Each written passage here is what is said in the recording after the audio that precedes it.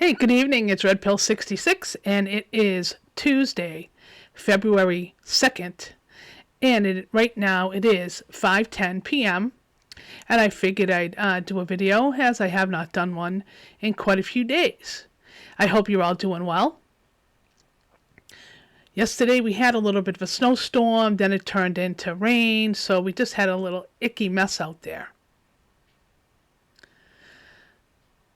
And apparently we have another storm coming at the end of this week. I'm really not sure when or how much, but just enough that it's going to mess up our weekend. Now, I know a lot of people have not watched NFL games or anything like that. However, I have some neighbors who have been watching football. And as we know, Tom Brady and the Tampa Bay Buccaneers are in the Super Bowl. I will watch this particular Super Bowl because if Tom Brady is to win with the Buccaneers, that will be a big FU to Bill Belichick. And I do kind of want to see that. So, I think I'm going to just start off with something I thought was quite interesting that I read this morning. And it was in Yahoo News, believe it or not. And the White House reporters, Biden team, wanted our questions in advance. So the reporters have been asked for their questions in advance. If you're a reporter with a tough question for the White House press secretary, Joe Biden's staff wouldn't mind knowing about it in advance. So, what does that tell you? They're going to either not take your question or call on you if you have a tough question, or that will give them time to come up with their response and probably be lying. I thought that was rather funny. The request prompted concerns among the White House press corps, whose members, like many reporters, are sensitive to the perception that they are coordinating with the political communication staff. So, you've been hearing this for a while now, that the White House press corps is going to give softball questions to Biden, to his press secretary, and that kind of stuff. In all honesty, I think it's pretty rotten for them to do that. Give them softball questions. Now, I haven't been watching Fox, but when I do happen to pick up watching the press briefings, I can hear Peter Doocy from Fox asking questions, and he doesn't normally back down. And he likes to give them a hard time. Well, in all honesty, you know for a fact that the Biden administration does not want to be called out for anything. And if you watched numerous times, if the press start asking questions of Joseph Biden and he doesn't want to answer, he just walks away. He's not going to be transparent. He's going to hardly ever give press conferences. Nothing like what President Trump had done. He gave them all sorts of giggles, and if he was leaving to get on Air Force One, or if he was just getting on the Marine helicopter, he would stop, he would talk to the press. You are not going to get that kind of access to Joe Biden. And that is quite sad in my opinion. So I just need to grab something real quick because I did kind of take a few notes today. Speaking of Biden, he was supposedly going to be signing 3 new executive orders when it comes to immigration. So I am going to pull that up.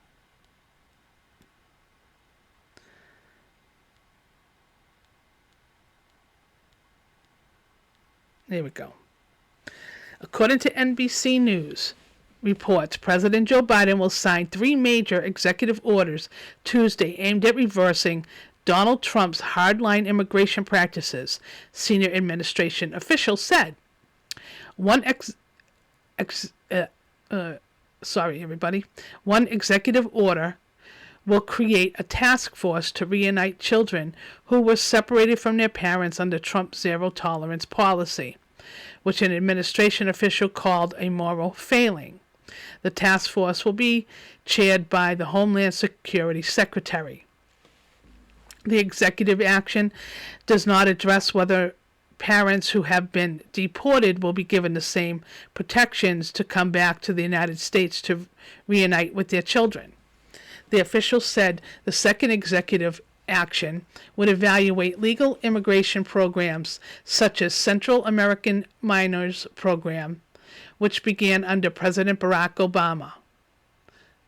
That program allowed certain children from the region to lawfully unite with family members in the U.S.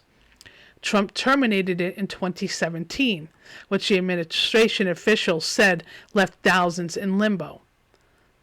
The order would also review the Trump administration's Remain in Mexico policy, which has left tens of thousands of asylum seekers, most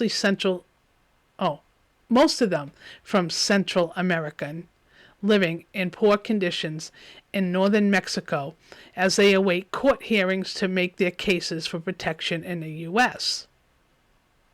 The third executive action will direct the State Department, the Justice Department, and Homeland Security to review guidelines and policies implemented under Trump to determine whether they are in line with the government's desire to promote integration and inclusion.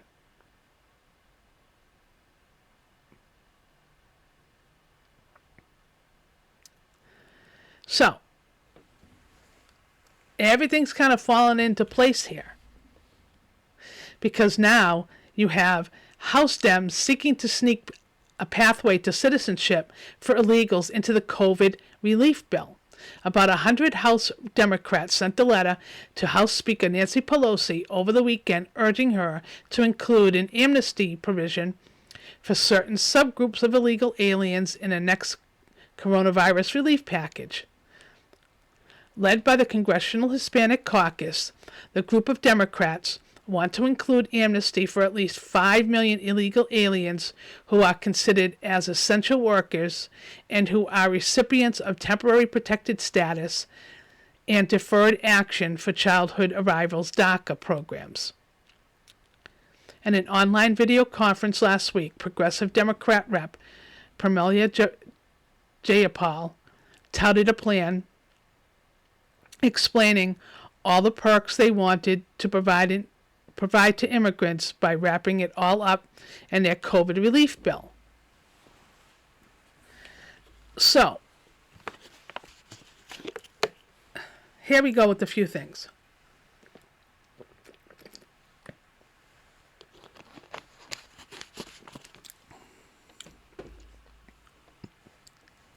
All of the COVID relief stuff should be going out to Americans. I do not give a flying fuck about illegal immigrants. I don't care about their children either. If you come into this country illegally, we owe you nothing. Nothing. We owe you nothing. Stop bringing your children here. Stop coming here pregnant and having your child here and thinking you can stay here forever. You need to do it the right way. I'm going to back down a little bit here. One of the biggest reasons that they're trying to get all of this stuff done with the illegal immigrants, they want to be able to give them driver's licenses. When you have a driver's license, then you can vote. And I had people for 3 years telling me I am out of my mind, that, sorry, headphones bother my ears, that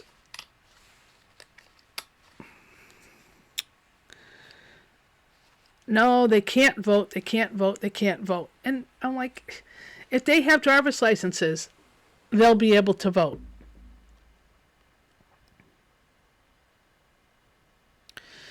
They admitted that, any COVID relief package that passes must include immigrants, Jayapal declared, immigrant access to testing, treatment, and vaccines.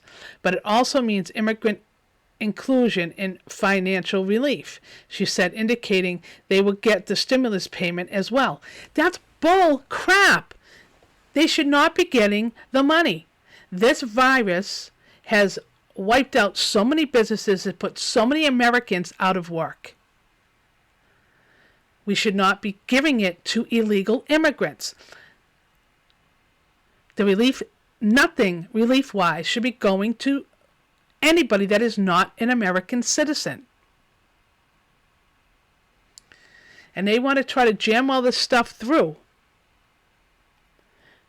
Their ultimate goal is to make this a path to citizenship.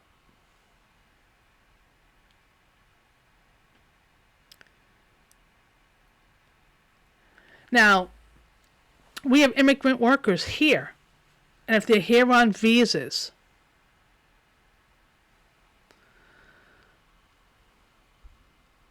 and they couldn't work because of the virus, then they need to go back home. Send them back home. They're not citizens.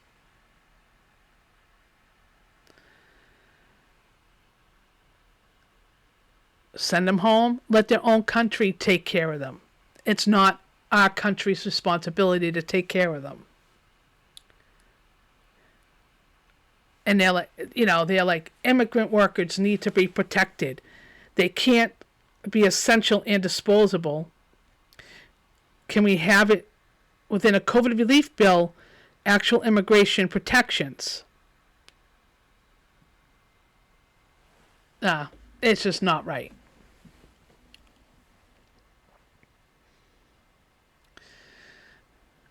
And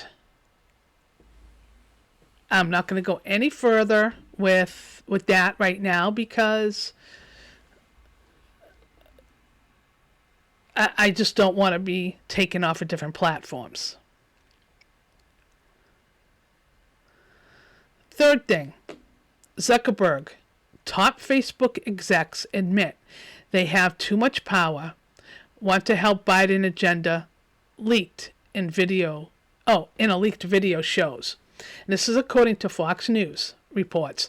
Newly released video footage features Facebook founder and CEO Mark Zuckerberg and other executives admitting they have too much power while expressing eagerness to work within the Biden administration. The right-wing guerrilla news outlet Project Veritas obtained recorded virtual conference calls from Facebook insider that appears to shed light on how much influence the tech giant will have under the Biden presidency. In his first day, President Biden has already issued a number of executive orders on areas that we as a company really care quite deeply about, says in a compilation video in his recorded remarks January 21st. I think that these were all important and positive steps.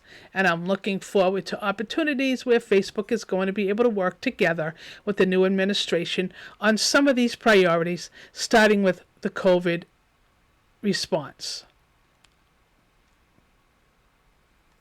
So I'm going to let you listen to this video. I don't want to bring it up, but let's see how this comes out.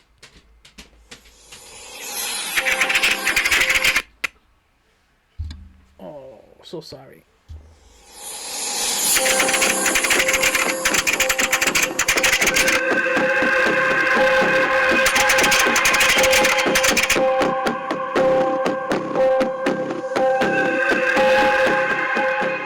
In his first day, President Biden already issued a number of executive orders on areas that we as a company really care quite deeply about. But there has been quite a lot of disquiet expressed by many leaders around the world, from the President of Mexico to Alexander Navalny in Russia, and Chancellor Angela Merkel, and others saying, well, this shows that private companies have got too much power and they should be only making these decisions in a way that is framed by democratically agreed rules. We agree with that. We agree with that. Mark has been very clear about that ideally we wouldn't be taking these decisions on our own. We would be taking these decisions in line with and in conformity with democratically agreed rules and principles. And at the moment, those democratically agreed rules don't exist. We still have to take decisions in real time. We have a system that is able to freeze commenting on threads in cases where our systems are detecting that there may be a thread that has hate speech or violence sort of in the comments.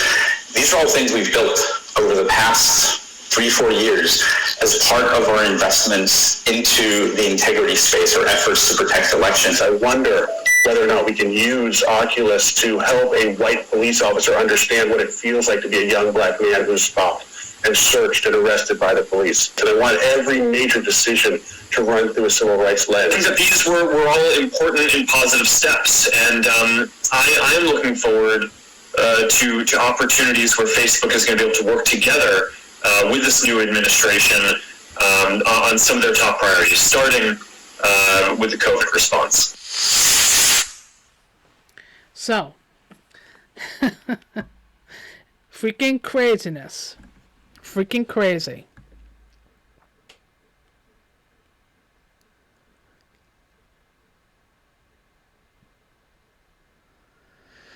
And I'm going to just, one more thing I'm going to read here.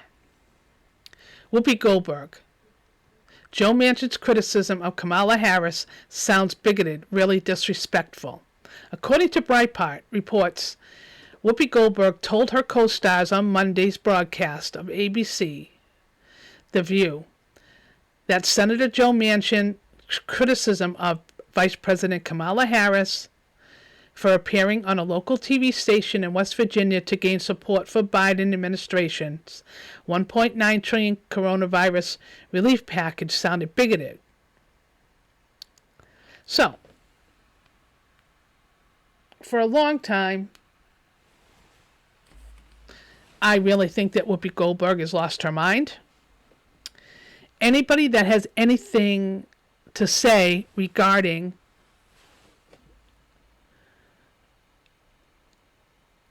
anybody of color, you make any comments at all, say, stating that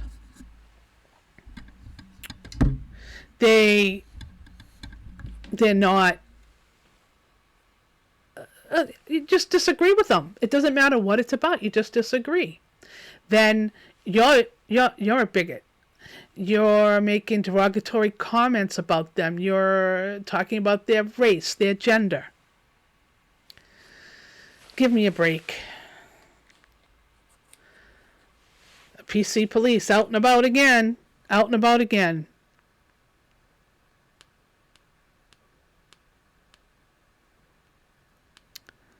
Now,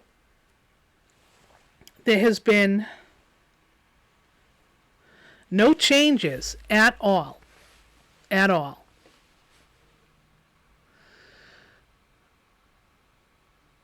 in my thinking about pretty much anything. I believe still that there will be proof out there, and it will come out even though the mainstream media doesn't want to cover it, that this insurrection was not an insurrection. It was not led by Donald Trump. This was planned days before by extremist groups. And people are starting to wake up.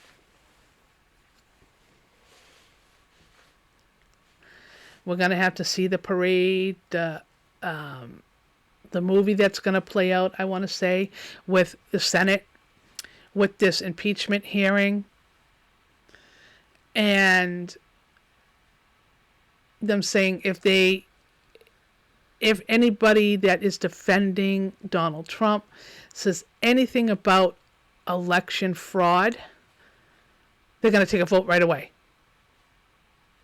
Now, number one, in order to have an impeachment trial in the Senate, you need to have a justice from the Supreme Court overseeing the whole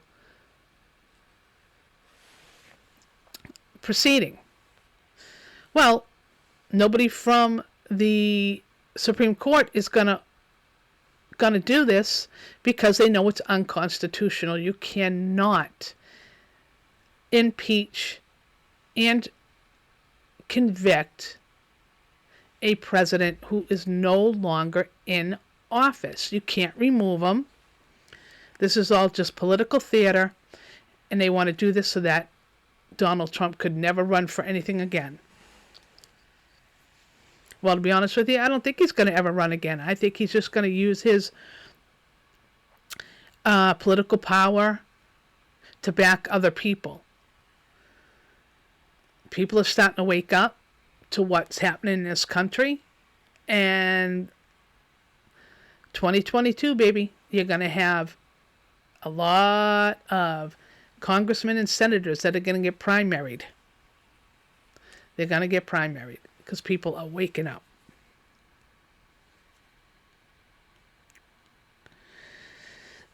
I have another thing I need to look at in another email that I had today. Let's see.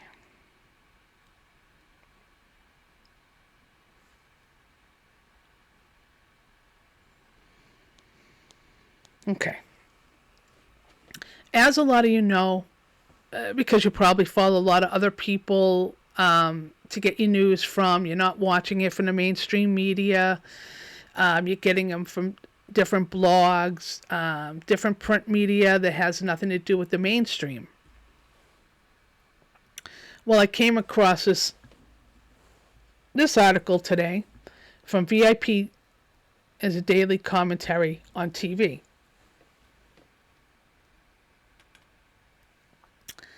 CNN primetime ratings fall back to earth in first post-Trump week by Gavin Bridge. This article came out February 1st, 4:38 p.m., while January 2021 will go down in the ratings record books for CNN. The last week of the month may offer a portent of what the post-Trump era will be like for the network. In the first week of the Biden administration, the AT&T owned news channels saw that audiences had been flooding into primetime recently dropped precipitously, I can't say that word, begin to drop on January 25th to 29th, compared with the high of the previous weeks. Meanwhile, rival Fox News channel saw its own ratings only dip slightly after weeks of registering its own sharp declines.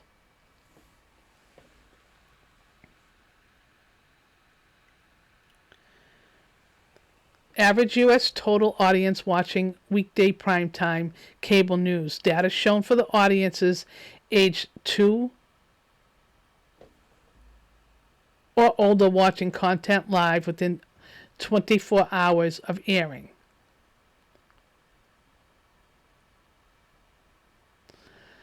And there is a oh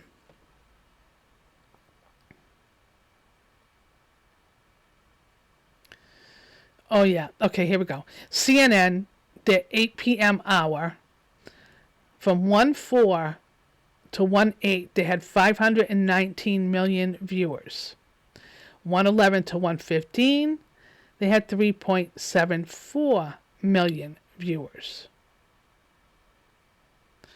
1:18 to 1:22, 3.63 million, and 1:25 to 1:29, 2.4 million views. CNN 9 p.m. show, 1/4 to 1/8, they had 5.1 million. 1:11 to 1:15, 3.72 million. 1:18 to 1:22, 3.8 million. And from 1:25 to 1:29, 2.1 million.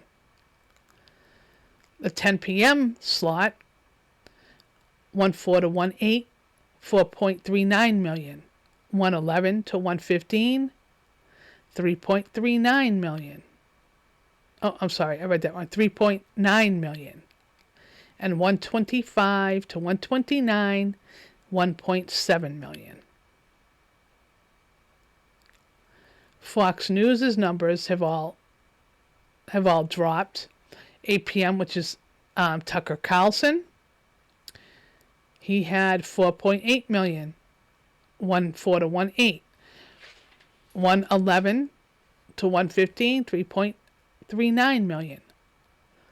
1:18 to 1:22, 3.5 million, and 1:25 to 1:29, 3.5 million. Fox News, 9 p.m. That's Sean Hannity, 3.79 million on 1/4 to 1/8. 1:11 to 1:15, 2.91 million. 1:18 to 1:22, 3.15 million. And 1:25 to 1:29, 2.97 million. 10 p.m. slot, which is Laura Ingraham, is 3.2 million from 1/4 to 1/8. 1:11 to 1:15 is 2.31 million. And then 1:18 to 1:22, 2.38 million. And 1:25 to 1:29, 2.28 million. And NBC has seen a drop. MSNBC has seen a drop in theirs as well.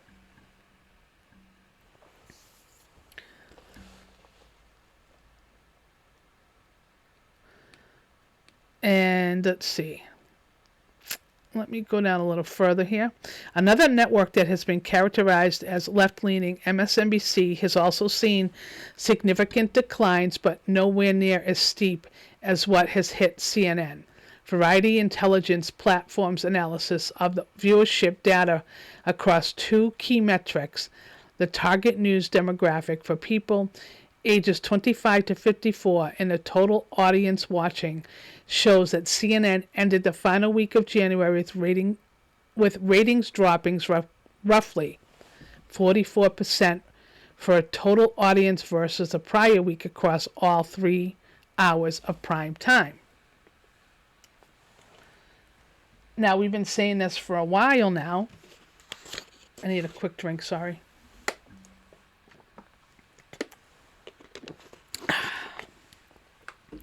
With Donald Trump not being in office, they have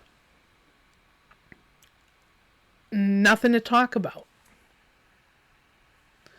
And the longer this goes on, They'll even have less to talk about because they can only beat up Donald Trump for so long. Now I can see what's going to happen is when they do this impeachment trial in the Senate, you're going to see their numbers go up because they are going to just go after Donald Trump and call him all sorts of names. And their ratings will go up. But after that, they're going to plummet. And I really hope that all of these mainstream media news channels go out and they're done, that they lose everything because they have been lying to us for so long about everything. And then you watch what Fox News did during the election, calling races before they should have been called. And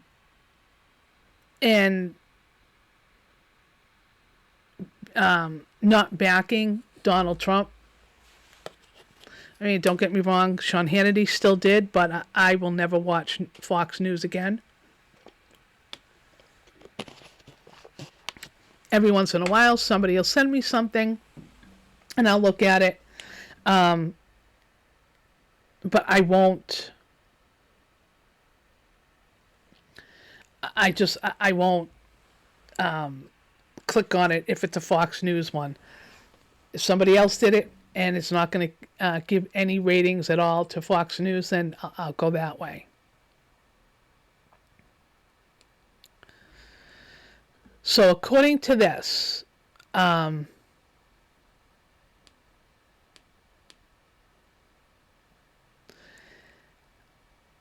since the primetime numbers came out, cable news for a week of 125 to 129 versus 118 to 122. The 8 p.m. hour for CNN, their numbers are down 43.69%. For 9 p.m., 44.66%. And 10 p.m., 44.99%. Fox News, 8 p.m., which is Tucker Carlson, he had no change. 9 p.m., which is Sean Hannity, he's down 5.98%, and Laura Ingraham is down 4.43%.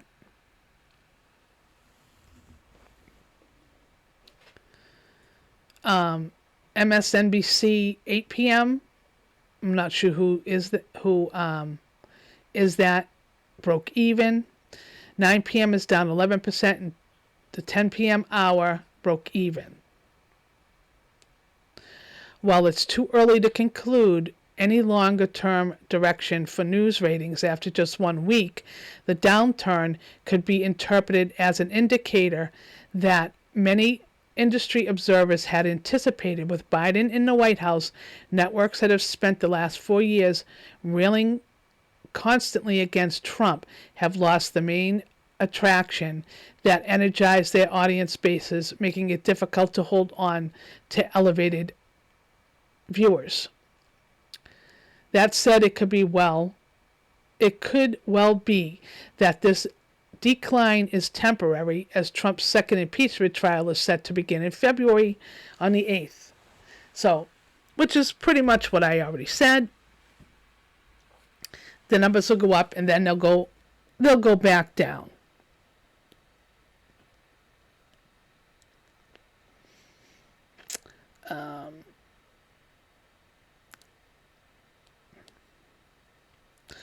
And I think that's where I'm going to end it here today, because I have been going for 35 minutes already.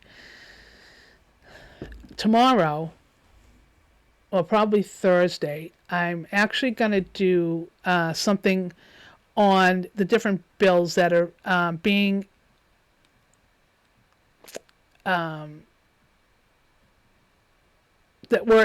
that possibly were being introduced into the Massachusetts different committees. I have some more investigating to do. it's going to take a little while for me to get that information that I'm looking for. And if I can't find what I'm looking for, then maybe I'll do something else. But I thought this was quite interesting. And this was according to Fox, but I found this somewhere else. A federal judge gives the FBI less than 90 days to release all Seth Rich information to attorneys. A federal judge has now given the FBI less than 90 days to stop stalling and release all information in regards to Seth Rich, the DNC staffer who was murdered at 4:19 a.m. on the morning of July 10, 2016. Attorney Ty Clevenger, who's worked with and became a friend of our own Matt Couch, has represented Ed Borowski, has fought tooth and nail with them for the truth in the brutal investigation that has been covered up at every turn. If you want any information on this, because I don't want to read the whole thing because it is Matt Couch who did report this, look up the DC Patriot, real news in real time.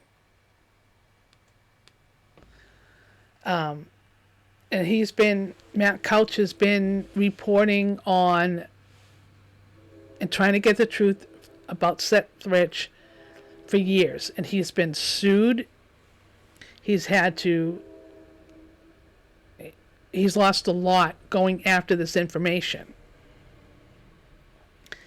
And now the FBI has to hand over their information. So I think is where I am going to end it today, folks. I hope you had a wonderful day. I hope you didn't get a lot of snow and that you stay warm.